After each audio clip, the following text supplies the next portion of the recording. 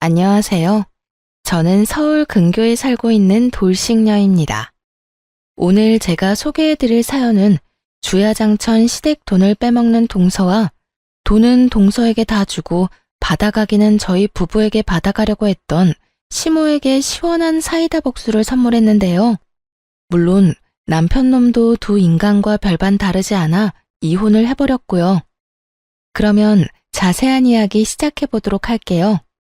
저와 남편은 알바를 하다 만나 결혼까지 하게 된 부부였어요. 저희가 결혼을 할 당시 시댁과 친정에선 저희의 결혼에 보탬을 줄 형편이 되지 못했고 저희 역시 가진 것이 없었죠. 그야말로 너무나도 사랑해서 한 결혼 생활은 너무나도 고달팠어요. 저희 부부는 힘을 합쳐 아끼고 또 아끼며 열심히 잘 살아냈고 그렇게 10년이 지난 지금은 저희 명의로 된 집과 함께 장사가 꽤 잘 되는 음식점을 운영 중이었어요.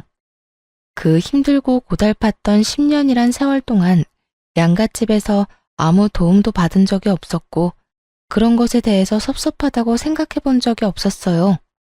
하지만 그런 생각도 서방님이 결혼을 하며 조금씩 달라지기 시작하더라고요.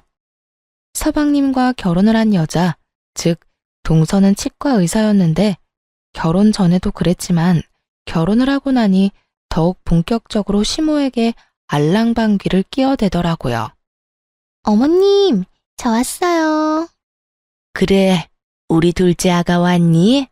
바쁜데 어떻게 이렇게 일찍 왔어? 오늘 어머님 댁 모이는 날이라 진료 빨리 끝냈어요. 아참, 이거 제가 어머님 드리려고 만들어 온 반찬인데 입맛에 맞지 않으시더라도 맛있게 드셔주세요. 어머나, 그렇지 않아도 환자 때문에 바쁜 애가 언제 이런 걸 또 만들었대? 고맙다 고마워. 잘 먹으마. 누가 보아도 반찬집에서 산 반찬을 통에 담아온 것인데 시모는 큰 감동을 한 사람처럼 동서의 손까지 잡으며 고맙다고 하더라고요.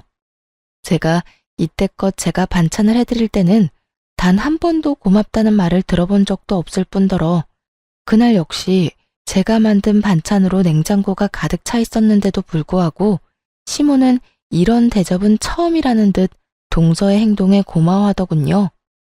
그것을 시작으로 동서는 시모에게 온갖 방법으로 잘 보이려고 했고 그런 동서에게 푹 빠져버린 시모는 오로지 동서만을 위한 시어머니가 되어버렸죠. 시모는 동서가 어떻게 행동하든 말든 동서에게 푹 빠져 위계질서란 다 무시하고 저만을 부려먹기 일쑤였거든요. 심지어 제가 가게 일을 하다가도 불려가는 일이 생겨나기 시작했어요. 첫째야, 바쁘니? 점심 장사는 다 끝났지 않아? 네, 이제 슬슬 손님들 빠지는 시간이긴 해요. 이제 손님 빠지면 뒷정리하려고 준비하고 있어요. 왜 그러세요? 집에 좀 잠시 오거라. 네? 지금이요? 그래, 지금. 지금 좀 와서 나 점심 좀 차려주려무나. 내가 아침부터 몸이 영 좋지 않아서 아직 한 끼도 제대로 못 먹었어. 아까 둘째랑도 통화했는데 내 목소리가 좋지 않다면서 조금 있다가 집에 온다고 했으니 너도 좀 와서 우리 먹을 것 좀 차려줘. 온 김에 둘째 얼굴도 보고 겸사겸사 얼마나 좋니? 겸사겸사 누구에게 좋은지 모르겠지만 시모는 무슨 일만 생기면 겸사겸사 다 좋다며 저를 시댁으로 불러댔고 저는 하는 수 없이 시댁에 가곤 했죠. 다른 것도 아니라 매번 몸이 아프다는데 안 간다고 딱 자르기도 곤란하기도 했으니까요. 다정한 시모는 아니었지만 그렇다고 해서 이런 식으로 일하는 사람을 왔다 갔다 하게 만드는 사람은 아니었는데 동서와 가까워진 시모는 저를 거의 종부리듯 부려먹기 시작하더라고요. 사실 남편은 저희가 힘든 시절에도 효자이기로는 둘째가라면 서러운 사람이었거든요. 그렇기에 이런 시모의 행동에도 아무 말이 없었고 저 역시 남편에게 말해봤자 입 아플 것이 뻔해 굳이 왈가왈부하지 않았었는데요. 하지만 이렇게 잘 참아내던 저도 폭발하고야 마는 일이 일어났어요. 그날은 시모의 생신이었어요. 급하게 수술 스케줄이 잡혔다는 동서는 상차림 준비에 쏙 빠져버리고 혼자 독박으로 생신상을 준비하고 있었어요. 동서가 시집 오기 전부터 혼자 하던 일이라 별 생각 없이 평소 하던 대로 음식을 준비하고 있었죠. 그렇게 하나둘씩 마무리하고 있었고 마지막으로 튀김을 하려는데 식용유가 뚝 떨어졌더라고요. 심부름 시킬 사람도 없고 이미 너무 지친 터라 그냥 하지 않을까 싶었지만 시무와 남편이 튀김을 워낙 좋아해 빼기가 그렇다고요. 하는 수 없이 전 식용유를 사러 잠시 나가게 되었고 식용유를 사고 집으로 돌아오는 길에 아파트 앞에 주차된 차에서 내리는 동서를 보게 되었어요. 동서는 누군가와 통화 중이었는데 그 내용이 정말 헛웃음이 나게 가관이더라고요. 나? 오늘 어머님 생신이라니까. 매년 오는 생신 뭐가 그렇게 중요하다고 이 야단법석인지 모르겠어. 형님은 꼼짝없이 지금 음식 준비하고 있을 거고 난 수술 있다고 거짓말하고 지금 왔어. 오늘 오전 진료만 있는 날인데 누가 알기나 하겠어? 하여튼 그냥 밖에서 간단하게 밥이나 먹고 헤어지면 되지. 이게 무슨 사서고생인가 몰라. 말이야 바른 말이라고. 날 낳아준 부모님도 아닌데 왜 내가 시부모님 생신상을 차려야 하는지 모르겠더라니까. 응, 그래서 거짓말 좀 했지. 우리 형님? 우리 형님은 그런 잔머리도 없어. 아마 지금쯤 혼이 빠지게 음식 준비하고 있을걸? 하여튼 난 이제 들어가 봐야겠다. 들어가면서 힘든 연기 좀 해야지 뭐. 나중에 내가 전화할게. 동서는 동네방네 소문을 다 낼 작정인지 큰 소리로 통화하며 하하호호거리고 있었고 전 그런 동서에게 다가가 어깨에 손을 올려버렸죠.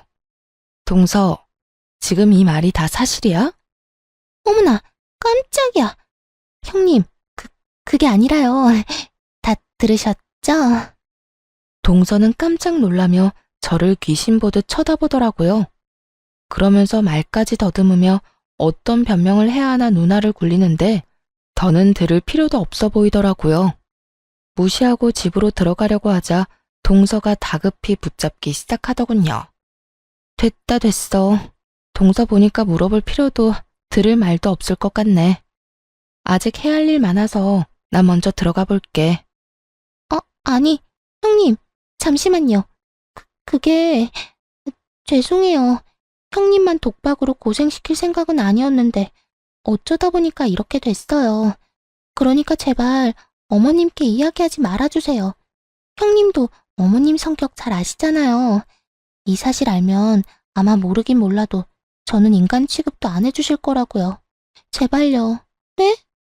동서는 손이 발이 되게 빌며 부탁하기 시작했고 애초에 시모에게 말할 생각도 없었던 저는 이 일을 기회로 만들면 좋을 것 같더라고요. 나도 잘 알지. 우리 어머님 보기보다 속도 엄청 좁으신데 한번 괴롭히기 시작하면 온갖 잡일은 다 시키시는 거.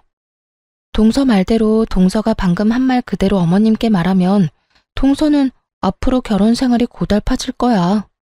그러니까요, 형님. 같은 며느리끼리 돕고 살아요. 앞으로 제가 정말 잘할게요. 그래? 잘하겠다고? 그래, 그러면 앞으로 동서가 얼마나 잘하는지 한번 지켜보고 어떻게 할지 결정할게. 앞으로 잘 부탁해, 동서. 그날 동서는 제 입이 무섭긴 무서웠는지 남은 음식부터 시작해서 뒷정리까지 혼자 다 하더라고요. 도우려는 저를 한사코 말리면서까지 말이죠. 그렇게 한동안 동서는 제 비위를 맞추는가 싶더니 얼마 지나지 않아 다시 본연의 모습으로 돌아갔고 다 지나간 일 이제 와서 다 밝혀봤자 뭐하나 싶어 저도 그냥 없는 일로 생각하며 넘어가게 되었습니다. 동서는 또다시 시모의 입안에 혀처럼 굴기 시작했고 그런 동서의 행동이 눈에 거슬린다 싶을 때쯤 동서에게 좋은 소식이 들려왔어요. 그건 바로 동서의 개원 소식이었죠. 동서는 페이닥터로 일을 하고 있었는데 갑작스럽게 개원을 하게 되었다며 들뜬 목소리로 개원 소식을 알려오더라고요. 서방님이 결혼할 때 시댁에서 보태준 것이 없던 걸로 알고 있던 터라 이번에도 당연하게 대출을 해서 개원을 한다 싶었는데 그게 아니었더라고요. 개원 자금의 출처를 알게 된 건 동서의 개원 축하 자리가 마련된 날이었어요. 그날은 가족들을 비롯해 동서의 지인들도 꽤 많이 참석한 날이었어요. 한참을 병원을 둘러보던 전 화장실에 가게 되었고, 화장실에서 동서의 지인들이 나누는 대화를 듣게 된 것이었죠. 지수, 정말 시집 하나는 잘 갔다니까. 시댁에서 지금 사는 집 살 때 돈도 보태주고, 이번에 병원 개원도 시댁에서 도와줬다며? 그 덕에 대출 거의 없이 병원 개원한다고 입이 귀에 걸렸더라. 그러니까 개원하는데 한두 푼 드는 것도 아닌데 시어머니를 얼마나 잘 구워 삶았으면 그 큰 돈을 떡하니 내주냔 말이야. 계집애, 시어머니한테 잘 보이려고 가진 애를 쓰더니 결국 병원을 받아내는구나. 그러니까 지수가 어른들하고 잘하고 그런 캐릭터가 아닌데 시어머니한테 잘한다 싶었더니 다 계획이 있었던 거야. 이런 점은 우리가 배워야 한다니까. 이랬든 저랬든 떡하니 병원 개원하는 것 좀 봐. 정말 기가 막히더라고요. 저희가 그렇게 힘든 세월을 견뎌낼 때도 저희에게 돈 100원 한 번 준 적 없던 시모였는데 적어도 몇 억이 되는 돈을 턱하니 내놓았다고 하니 속이 쓰릴 수밖에 없더라고요. 물론 자기 돈이니 어떻게 쓰든 그건 시모 마음이겠죠.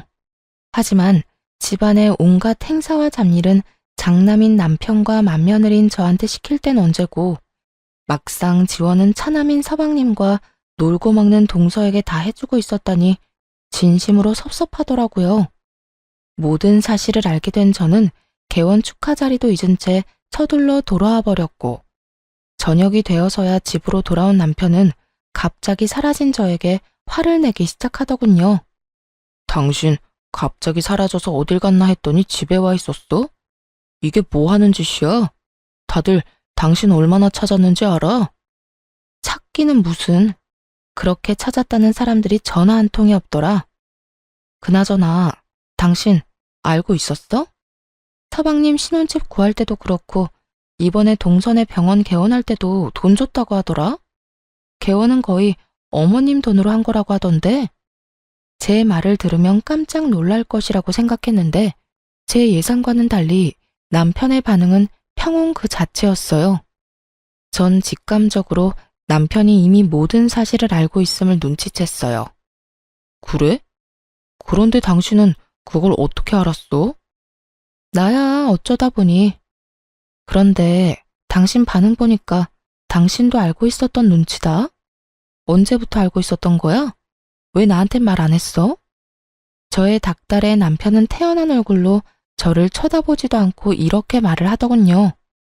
중요한 문제도 아니고 해서 말한다는 걸 잊었어. 굳이 말할 필요도 없는 문제라고 생각했고. 남편의 말을 듣는데 섭섭함이 가득 차오르더라고요. 저희가 가게를 열 당시 아무리 끌어다 모아도 돈이 조금 부족해 시모에게 조금만 도와달라며 부탁을 드린 적이 있었는데, 단칼에 그런 돈은 절대 없다며 난색을 보이던 시모의 얼굴이 떠오르며 그 섭섭함은 곱절이 돼버렸어요. 이게 무슨 경우야? 당신은 안 섭섭해? 나만 섭섭한 거야? 시댁에서 일어나는 크고 작은 일은 나랑 당신이 다 하는데 돈은 서방님하고 동서가 다 받아간다고? 이 사실이 나만 섭섭한 거야? 당신은 기억도 안 나? 우리 가게 열 때 돈 몇백 없어서 어머님한테 빌려달라고 했는데 단칼에 거절당한 거. 심지어 그냥 달라는 것도 아니고 바로 갚아드린다고도 했었고, 그 전에는 어머님께 용돈을 드리면 드렸지 도와달라고 단 한 번도 말씀드린 적도 없었어. 그런 우리한테는 고민도 없이 없다고 했던 분이 어머님이라고. 섭섭할 게 뭐가 있어. 엄마 돈을 엄마가 어디에 쓰든 그건 엄마 마음인데. 당신이야말로 지금 이상한 거 알아? 왜 이렇게 흥분을 한 거야? 당신 혹시 우리 집 돈이라도 노리고 이때껏 맏며느리 노릇한 거야? 왜 이렇게 흥분을 했냐고? 지나가는 사람 붙잡고 물어봐. 내가 흥분 안 하게 생겼나? 그리고 당신 집에 내가 노릴 만한 돈이 있는지도 난 몰랐다고. 난 그저 지금 내가 이렇게 섭섭한 마음에 공감하고 이해해달라는 것뿐이야. 그런데 당신은 그 쉬운 거 하나 못 해주고 그저 날 이상한 사람으로 몰아가잖아. 사람인지라 일은 일대로 하고 시집살이는 시집살이대로 당했는데 도움은 애먼 사람이 다 받았다고 생각하니 심사가 뒤틀리긴 하더라고요. 거기에다 저희가 정말 힘들어 몇백만 원이 필요할 땐 남일 보듯 나몰라라 하던 시모가 동서내외한테는 집 마련하는 것도 도와주고 개원까지 해줬다니 피가 거꾸로 솟는 느낌이었죠. 그래서 예전에는 우릴 도와줄 그 큰 돈이 없었을 수도 있다며 애써 생각을 삼켰죠. 그리고 돈이 갑자기 하늘에서 뚝 떨어져 동선에는 도와줬을 수도 있다며 마음을 달랬지만 남편이 저런 식으로 나오는 건 어떤 식으로 달래봐도 달래지지가 않더라고요. 제가 막말로 시모에게 가서 돈을 받아오라는 것도 아니고 그저 이 속상함과 섭섭함을 공감해달라는 것뿐인데 시댁 일엔 그릇 하나 깨졌대도 큰일 났다며 난리를 부리는 사람이 정작 이런 일엔 제 감정 하나 공감해주지 못하니 정말 화가 다 나더라고요. 저는 여전히 씩씩거리며 남편에게 따져 물었고 남편은 여전히 그런 제가 전혀 이해되지 않는다는 듯 저를 그저 돈만 밝히는 속물로 몰아가더군요. 공감, 이해, 그런 게 뭐라고 이 난리를 부리는지 모르겠네. 당신은 아직 그런 감정이 중요해? 난 사는 게 워낙 힘들어서 그런 감정도 다 무뎌지고 없다 없어. 어찌 되었든 엄마가 우리한테 금전적으로 도움 달라고 하지 않는 것만 해도 다행이라고 생각하고 살아. 재수씨 개원해서 잘 되면 엄마한테도 잘할 거고 그러면 우리한테도 좋은 거 아니야? 다 좋은 게 좋은 거다 생각하란 말이야. 공감, 이해를 모른다는 사람이 시댁에 무슨 일만 일어나면 전쟁이라도 일어난 것처럼 그렇게 호들갑을 떨어? 당신 진짜 이중잣대 대박이다. 당신이랑 나랑 결혼 생활만 10년인데 난 당신이 이런 사람인 줄 오늘 처음 알았네? 남편은 제 말에 아무런 대꾸도 없이 하던 일을 해버렸고 전 10년 만에 처음으로 남편이 낯설게 느껴지며 거리감이라는 것이 생기더라고요. 거기에다 지난 10년의 세월 동안 내가 누굴 믿고 그 힘든 세월을 이겨냈나 하는 회의감마저 들더라고요. 그렇게 단순히 시모에 대한 섭섭함에서 시작된 작은 일은 남편이 오로지 시모만을 생각하고 위한다는 것을 알게 된 계기가 되었죠. 저와 남편의 사이가 이렇게 서먹해지는 사이 동서의 치과는 개원하기가 무섭게 자리를 잡고 있었어요. 동서는 막대한 광고비를 들여 치과를 홍보하기 시작했고 거기에다 실력이 뛰어난 페이닥터를 영입했다는 이야기도 들려오더라고요. 씁쓸하긴 했지만 쫄딱 망하는 것보단 여러모로 다행인 일이니 좋은 마음으로 동서의 앞날을 응원하며 저 역시 제 가게에 힘쓰고 있었어요. 늘 그러했듯 남 도움을 바라지 않고 스스로 잘 살아내보자 다시 한번 의지를 불태웠던 것이었죠. 그런데 이쯤부터 돈이 계속 빈다는 느낌이 있더라고요. 가게를 운영하다 보면 돈이 딱 맞아떨어지는 달이 적긴 하지만 그 차이액이 크진 않았는데 이쯤부턴 꽤 큰 금액이 빈다는 느낌이 있었어요. 돈 관리는 저보다 훨씬 꼼꼼하고 계산이 바른 남편이 하고 있었던 터라 저는 대충 계산을 했는데도 크게 빈다는 느낌이 들었고 전 정기 휴무를 기다렸다가 본격적으로 계산을 해보게 되었죠. 아니나 다를까 제 느낌대로 몇 달째 돈이 비고 있었고 전 돈 관리를 하던 남편에게 이게 무슨 일인지 물어보았어요. 여보, 이게 뭐야? 몇 달째 왜 이 큰 금액이 비는 거야? 크게 차이나도 50만 원 넘긴 적이 몇 번 없었는데 이건 너무 많이 비는데? 당신도 알고 있었어? 생각보다 많이 비는 금액에 깜짝 놀라 남편에게 묻고 있는데 남편은 그런 저와는 상반되게 아주 태연한 모습으로 이렇게 말하더군요. 그거? 우리 집에 좀 줬어. 나도 알고 있으니까 당신은 신경 쓰지 마. 순간적으로 너무 어이가 없어 말도 나오지 않더라고요. 남편 혼자 번 돈도 아니고 함께 발바닥에 땀이 나게 노력해서 번 돈을 저에게 한마디 상의도 없이 그것도 몇 달째 주고 있다뇨. 심지어 남편의 말투로 미루어 볼 때 단발적으로 끝내는 것이 아닌 앞으로 계속 이 큰 금액을 주겠다는 말로 들리더군요. 뭐? 어머님을 드렸다고? 왜? 아니, 이유 불문하고 이런 일은 나한테 상의는 했어야지. 이렇게 큰 금액을 계속 주고 있으면서 왜 나한테 말도 안 한 거야? 어차피 줘야 할 돈 당신한테 말해봤자 이렇게 난리밖에 더 피워? 난리를 피우더라도 당연히 상의는 했어야지. 도대체 당신한테 나는 뭐야? 그저 열심히 일해주는 식당 아줌마야? 그렇지 않고서야 어떻게 나를 이렇게까지 무시를 해? 내가 당신이 이럴까봐 아무 말도 안 한 거야. 부모한테 잘하는 게 이렇게까지 난리를 부릴 일이야? 우리 엄마 집 담보대출까지 받아서 재수씨 도와줬다고 하더라. 그런데 재수씨 병원이 생각보다 어려워서 대출금 갚아줄 여력이 안 된다고 하는데 어쩌겠어? 형편되는 내가 도와드려야지. 남편의 말을 듣고 있는데 정말 어이가 없더라고요. 동서의 병원엔 이미 2달 예약이 다 찼다는 소문이 자자한데 아무것도 모르는 심오한 남편은 동서한테 감쪽같이 속아 애먼 피해를 보고 있는 상황이었어요. 동선의 병원이 힘들어? 참나. 그렇게 큰 돈을 내줄 거면 제대로 알아보기나 했어야지. 동선의 병원 지금 예약이 1달 넘게 밀려 있다고. 알지도 못하면서 어머님이나 당신이나 다 속고 있다 이 말이야. 환자가 많다고 다 돈 버는 것도 아니고 이리저리 쓸 일이 많겠지. 설마 재수씨가 돈이 있으면서 엄마를 모른 척하는 거겠어? 아, 됐어. 그냥 우리 형편이 어려운 것도 아니고 그냥 좀 도와드리자. 당신 기억 안 나? 어머님이 우리한테 도와달라 안 하는 게 어디냐고 한 말. 그렇게 말하면서 어머님이 누굴 도와주든 상관하지 말자고 하더니 지금은 형편되는 사람이 도와주자고? 지금 그걸 말이라고 해? 어머님이 우리가 힘들 때 도와주신 것도 아니고 하물며 지금 그 돈도 어머님을 위해 쓴 돈도 아니잖아. 그 돈 다 동서한테 투자한 돈이고 당신이 그렇게 계속 대출금 갚아주면 우리가 힘들게 번 돈으로 동서 개원시켜준 거밖에 더 돼? 그렇게 되면 뭐가 또 어때서 이러는 거야. 가족끼리 힘들 때 좀 도와주면 되는 거지. 당신 이렇게 돈 하는 여자였어? 정말 실망이다. 나야말로 실망이야. 돈을 쓸어다 모으면서 어머님한테 돈 갚으려고 하니 아까워서 거짓말하는 동서나 투자란 투자는 동서한테 다 하고 돈은 당신한테 갚으라는 어머님이나 그걸 또 고지 곧대로 믿고 호구질이나 하는 당신이나 다 실망스럽다고. 가족끼리 힘들 때 도와준다고? 우리 힘들 때는? 우리 힘들 때는 다들 아는 척도 안 했어. 난 절대 싫어.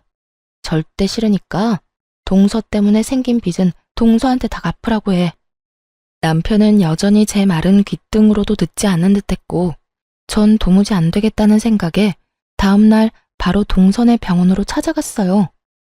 병원에 환자들로 넘쳐나고 있었는데 진료 중인 동서를 기다리다 보니 점심시간이 되어 동서와 이야기를 나눌 수 있었어요. 형님, 여기까지 무슨 일이세요? 그리고 이왕 올 거면 좀 제대로 차려입고 오시지. 여기 일하는 간호사들이 보고 뭐라고 하겠어요? 제 지위도 좀 생각해 주셔야죠. 동서는 살만한가 봐. 차림새 신경 쓸 틈도 있고 말이야. 난 동서가 개원 때문에 어머님이 진빚 갚느라 허리가 휘어서 차림새를 신경 쓸 틈이 없어서 말이야. 한껏 비꼬는 제 말에 동서는 난색을 보이며 시키지도 않은 변명을 해대기 시작하더군요. 그게 보기에만 이렇지 돈은 되지도 않아요. 다 돈 안 되는 환자들이라서 직원들 월급도 겨우겨우 주고 있다고요. 난 다 모르겠고 앞으로 동서 때문에 진 빚은 동서가 갚아. 우리는 해야 할 도리는 차고 넘치게 했으니까 이제부턴 동서가 알아서 하라고. 저한테 그런 돈이 어딨어요? 대출금 갚을 돈 전혀 없다고요.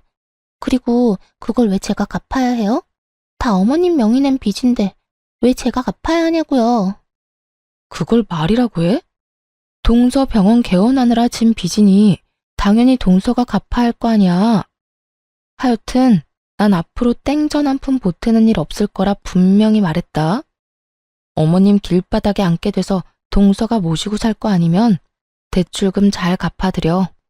동서는 끝까지 뻔뻔하게 나왔지만 전 제 할 말을 다 하고 점심 장사를 하러 가게로 돌아와 버렸어요. 동서에게 이야기를 전해들은 시모가 가게로 찾아왔더라고요. 아직 점심 장사가 끝나지 않은 터라 가게 안에 손님이 꽤 많았는데도 불구하고 시모는 언성을 높이며 저에게 득달같이 화를 내기 시작하더라고요. 네가 뭔데 그 귀한 병원에 가서 그 난리를 부려댄 게야? 네가 감히 거기에 가도 된다고 생각했다는 것 자체만으로도 넌 생각이 글러먹었다. 그리고 내 아들이 번 돈으로 다른 사람도 아닌 날 돕겠다는데 네가 무슨 상관이야? 네가 뭔데 된다 안 된다 말을 해대고 다니냔 말이야? 시모는 난동에 가까울 정도로 화를 내고 있었고 그런 상황이 되자 더는 물러서선 안 되겠다는 생각이 들더군요. 어머님, 말이야 바른 말이라고 그게 왜 아들 돈만 되나요? 지금 여기서 제가 일하는 건 보이지도 않으세요? 남편이 어머님 준 돈, 그거 남편 혼자 번 돈 아니고 지금 보고 있다시피 저도 밤낮 없이 피땀 흘려 번 돈이라고요. 그러니까 그저 아들 돈이 아니라 부부의 돈이고 그 돈을 쓰려거든 제 허락도 필요하다 이 말이라고요. 뭐야? 그까짓 돈 얼마나 된다고? 그 몇 푼 되지도 않는 돈을 네 허락까지 맞고 받아가란 이 말이니? 당연하죠. 그 돈은 제 돈이기도 하니까요. 그러니까 어머님이 동서한테 투자한다고 생긴 빚은 병원에 환자가 넘쳐나는 동서한테나 갚으라고 하라고요. 벼랑간 시모는 저에게 손을 올려버렸고 저 역시 그 순간 눈이 뒤집혀버려 시모의 손을 잡아 끌며 가게에서 내쫓아 버렸습니다. 너 이거 못 놔? 놔! 놓으라고! 저는 할 만큼 했고 더는 해드릴 것도 없으니 다신 찾아오지도 마세요.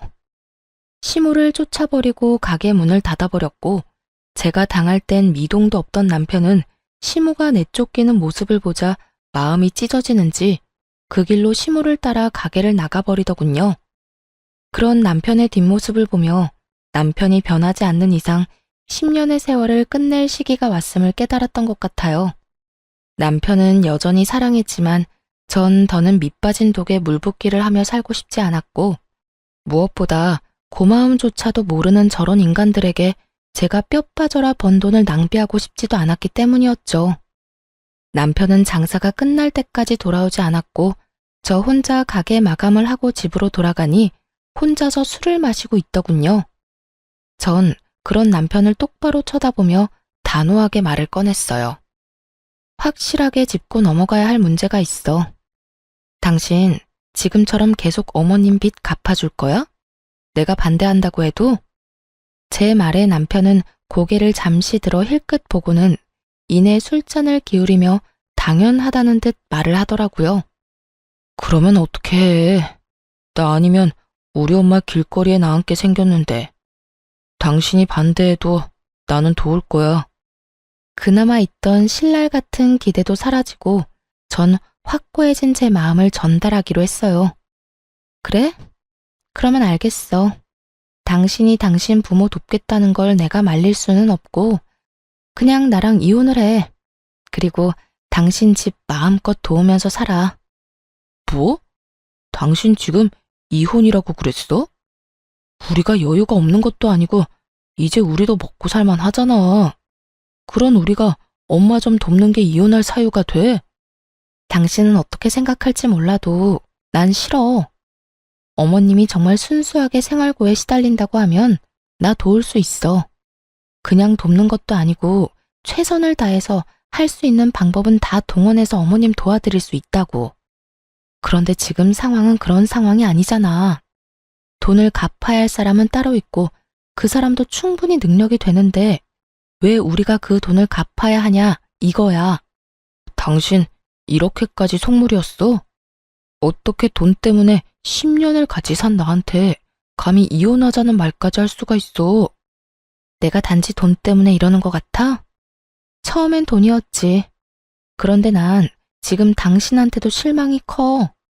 솔직히 말하면 시댁 일이라면 물불 가리지 않는 당신 보면서 오만 정이 떨어지려고 한다고. 그러니까 그냥 이혼해. 난 더는 이 결혼에 미련 없어. 이미 전 남편에 대한 사랑보다 제 삶에 대한 불쌍한 감정이 더 컸고 이혼을 해도 미련 없이 돌아설 수 있다는 확신이 있었기에 더욱 단호하게 이혼을 말하게 되었어요. 없이 살다가 돈 좀 만지다 보니까 아주 미쳤구나. 그래서 돈밖에 눈에 보이는 게 없어. 그래, 이혼하자. 그까짓 이혼해도 나도 아쉬울 거 하나 없어. 이거 왜 이래? 그래, 당신이 그렇게 나오니 소송까지 할 필요는 없을 것 같고 재산 정리해서 정확히 반반으로 나누고 찢어지자. 그래도 10년 산 정이 있는데 시끄럽고 구질구질하게 끝내지 말고 깔끔하게 끝내자고. 그래, 바라던 바야. 10년의 세월이 무색하리만큼 저와 남편은 이렇게 간단하게 이혼을 하게 되었고 가게를 비롯해 모든 재산은 정리해 정확히 반반으로 나누고 저흰 각자의 길을 가게 되었습니다. 이혼을 할 당시 전 남편은 저에게 본인이 전 시댁의 식구들한테 말할 테니 한동안은 아무 말도 말아달라는 마지막 부탁을 하더라고요. 전 굳이 그 사람들과 말을 섞고 싶지 않아 알겠다고 말했죠. 그렇게 모든 정리를 하고 새 출발을 시작했죠. 마음이 아프지 않았다고 하면 거짓말일 테고 마음이 아프기도 했고 제 예상보다 많이 미련이 남은 것도 사실이었어요. 하지만 미련 때문에 전 남편과 계속 부부관계를 유지하기엔 다른 사람 좋은 일만 시킬 앞날이 뻔했고 무엇보다 시댁을 향한 전 남편의 무조건적인 태도에 질릴 대로 질렸거든요. 마음 굳건히 먹고 제 앞날만을 보며 살기 시작했어요. 이혼을 하고 난 후 저는 다른 동네에서 새 가게를 차리게 되었고 레시피는 제 머릿속에 다 있었던 터라 점점 파리만 날린다는 전 남편의 가게와는 달리 제 가게는 소문에 소문을 타고 점점 더 장사가 잘 되어가고 있었죠.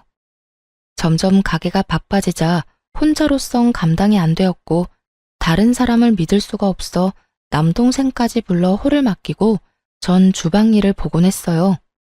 그렇게 전 이혼에 대한 아픔을 이겨내고 다시 새 출발을 잘 하고 있었습니다. 그러던 어느 날 한 손에 짐을 든 전 시모와 함께 동서까지 가게로 찾아온 것이 아니겠어요? 이혼한 지가 언젠데 왜 찾아왔나 싶어 쳐다보고 있으니 동서가 한숨을 푹 내쉬며 입을 열더군요. 아, 어머님 집 결국 경매로 넘어가게 됐어요. 장사가 이렇게 잘 되는데 무슨 돈이 없다고 그리도 오는 소리를 해대신 건지. 어쨌든 형님네가 대출금 안 갚아줘서 이렇게 된 거니까 형님이 책임지세요. 보아하니 돈방석에 앉으신 것 같으니 형님이 어머님 모시고 사시든지 아니면 집을 마련해 주시든지 알아서 하라고요. 뭐라고? 그게 무슨 말이야? 왜 내가 나랑 상관도 없는 사람을 모셔야 해?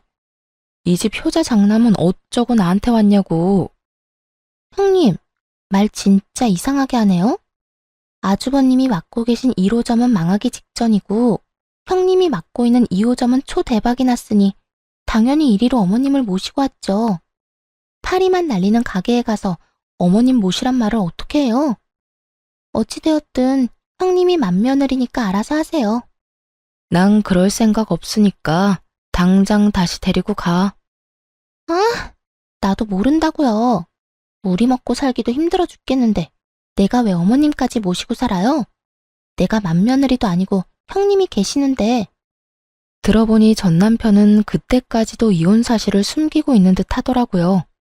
가게 1호점은 전 남편이 2호점은 제가 맡아서 하고 있다는 말도 안 되는 거짓말을 하고 있었고 전 남편의 가게가 망해가자 전 시모에게 도움을 주지 못하게 되었고 그렇게 빚 독촉에 시달리던 전 시모는 결국 경매로 집까지 넘어가게 된 것이었어요.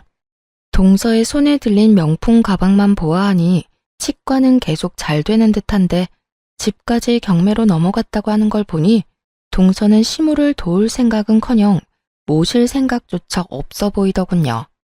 즉 금전적인 도움만 받고 더 줄 것 없는 시모를 저에게 버리겠다는 거죠. 귀찮은 짐짝 떠넘기듯 저에게 데려가라고 하는데 이게 진짜 인간이 맞나 싶더군요. 심지어 제가 대답도 하기 전에 먼저 가게를 박차고 나가버렸어요. 전 그 즉시 시모를 데리고 치과로 향했고 그곳에서 제가 당한 그대로 난동을 피워버렸어요. 동서는 붉어진 얼굴로 득달같이 따지기 시작하더군요. 이게 뭐 하는 짓이에요? 여기 병원이라고요. 당장 나가지 못해요? 왜? 네가 우리 가게 와서 난동 부리는 건 되고 내가 네 병원 와서 이러는 건 안 돼? 무슨 이런 이중적인 잣대가 다 있어? 당연한 거 아니에요? 병원이랑 식당이랑 같은 줄 알아요. 당장 나가라고요. 그리고 어머님은 또 왜 모시고 온 거예요? 당장 어머님 데리고 나가라고요. 그 순간 두 며느리한테 버림받았단 사실 때문에 고달픈 시모가 그 자리에서 주저앉아 땅을 치며 울기 시작하더군요. 자신의 신세를 한탄하면서 말이죠. 아이고, 아이고, 내가 이런 꼴이나 보려고 이 나이까지 살았나. 이렇게 살아 뭐해. 그냥 확 접신물에 코 박고 영감이나 따라가야지.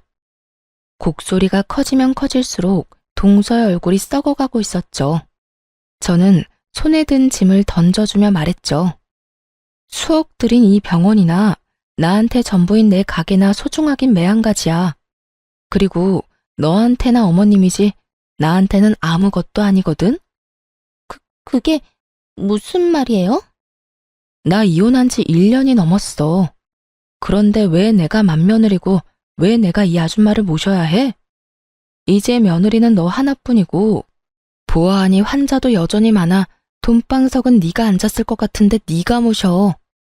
제 말에 전 시모와 동서는 너무 놀라 입도 다물지 못한 채 가만히 있었고 전 병원 가득 앉아있는 환자들을 향해 이렇게 외쳐줬어요. 이 병원도 애초에 여기 있는 네 시어머니 돈으로 개원해놓고 이렇게 환자도 많으면서 돈 없다고 빡빡 우겨대면서 대출금을 안 갚아줘서 집까지 날려먹게 만든 게 말이나 된다고 생각해? 그렇지 않나요, 여러분? 세상에 이렇게 파렴치한 사람이 허울 좋은 치과 의사라고 하니 저도 참 기가 다 차네요. 제 말에 순서를 기다리던 환자들이 일제히 수근거리기 시작했고 동연배의 어르신들은 동서에게 손가락질까지 하며 욕을 하시더군요. 실시간으로 일그러진 얼굴이 참 볼만하더라고요. 당장 그만하고 나가? 조용하고 그냥 나가라고. 그렇지 않아도 가려고 했어. 이거 왜 이래? 나도 바쁜 몸이라고. 내가 혹시나 해서 미리 경고하는데 다시 한번 내 가게로 찾아와서 그런 말도 안 되는 짓거리 또 하면 그땐 나 경찰 부를 거니까 그런 줄 알아. 농담 아니고 진담이니까 잘 새겨 들으라고. 찾아오라고 해도 안 갈 테니 제발 이제 좀 가라고요. 제발 이렇게 부탁할게요. 이거 놔. 간다고 했잖아. 어쨌든 네 어머님은 네가 알아서 하고 앞으로 살면서 마주치지도 말자. 내 말 잘 기억하고 네가 한 말을 지켜. 알겠어? 그렇게 전 가게로 돌아와 버렸고 이젠 정말 끝일 거라 생각했는데 이번엔 다름 아닌 전 남편에게서 연락이 왔더라고요. 여보, 잘 지내? 여보는 무슨? 우리 이혼한 사이인 거 잊었어? 무슨 일로 전화를 다 했어? 그게 당신도 들었나 모르겠는데 내 동생도 결국 이혼했어. 알고 보니 당신 말대로 재수씨가 아주 못쓸 인간이었더라고. 돈은 돈대로 벌고 있으면서 엄마한테 돈 갚기가 싫어서 없는 척하면서 우리 엄마 집까지 경매로 넘어가게 했던 거였어. 그것도 모자라서 당신한테 찾아가기까지 했다면서. 내가 그 이야기 듣고 당신 몫까지 그 여자한테 뭐라고 했어. 물론 내 동생도 한 소리 했고 말이야. 도저히 그런 여자랑 살 수 없다면서 이혼도 했고 병원 개원할 때 도와준 돈도 재판까지 해서 다 받아내게 됐어. 잘 됐지? 묻지도 않은 말을 한참을 떠들어대던 전 남편은 제가 별다른 반응이 없자 하소연을 하기 시작하더라고요.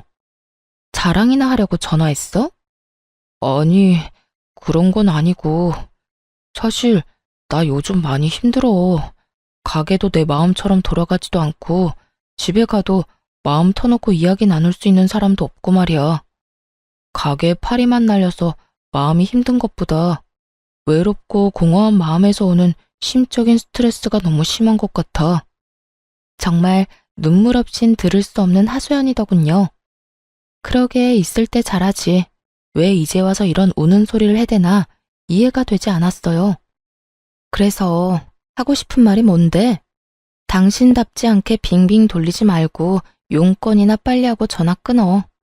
그게 그래서 하는 말인데 우리 다시 합치면 안 될까? 나 아무래도 당신 없이 사는 건 너무 힘들 것 같아.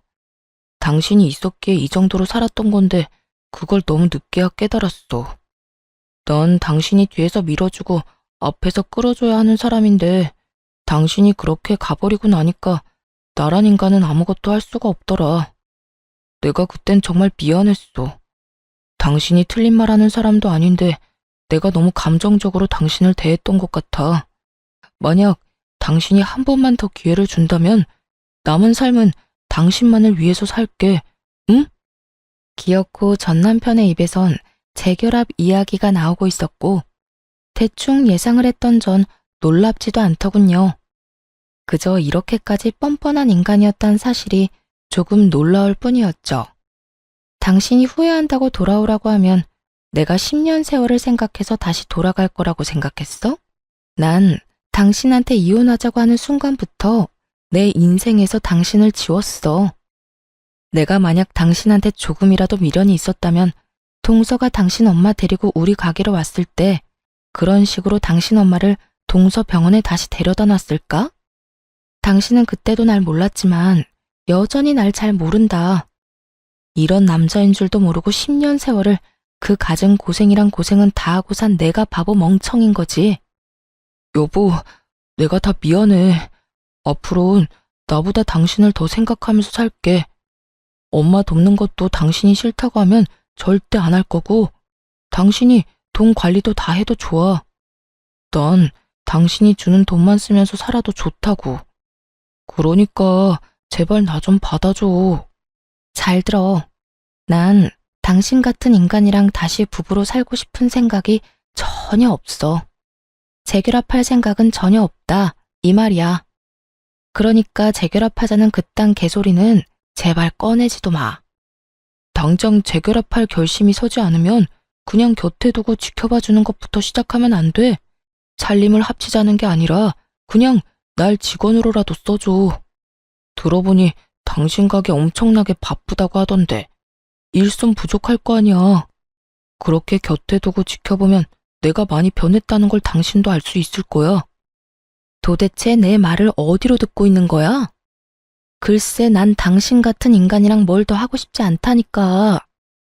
그 말에는 당신이랑 재결합하기 싫다는 건 물론이고 당신 얼굴은 보고 싶지도 않다는 말도 포함되어 있어.